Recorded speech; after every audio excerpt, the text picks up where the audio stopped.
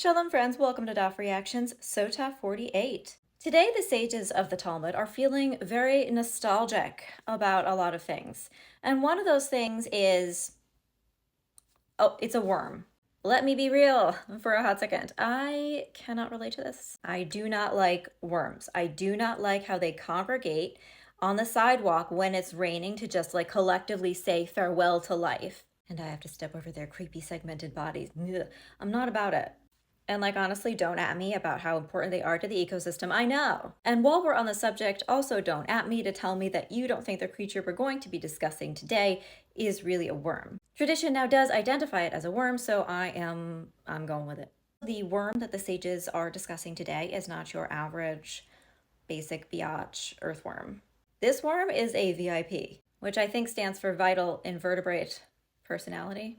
The sages teach that this tiny little barleycorn-sized worm, called the Shamir, was one of the 10 wonders that God brought into existence at the very end of the 6th day of creation, right before God clocked out for Shabbat. Fun fact, that list of 10 wonders also includes things like manna, the 10 Commandments tablets, the grave of Moses, maybe demons, and possibly, and most hilariously, tongs.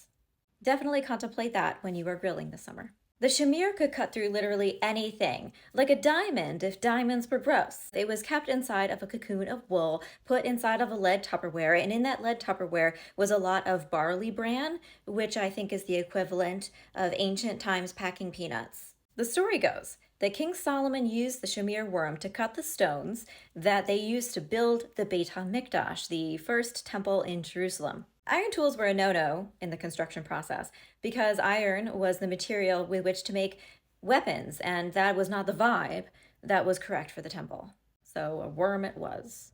But lucky for us, specifically me, worms aren't generally weapons of mass destruction. Unless this is Frank Herbert's Dune, in which case they very much are. The reason that the sages are feeling so many feelings about the Shamir worm is that it was one of the things that ceased to exist after the destruction of the temple. Wherever it did end up, I just hope it had a more glamorous funeral than expiring on someone's driveway.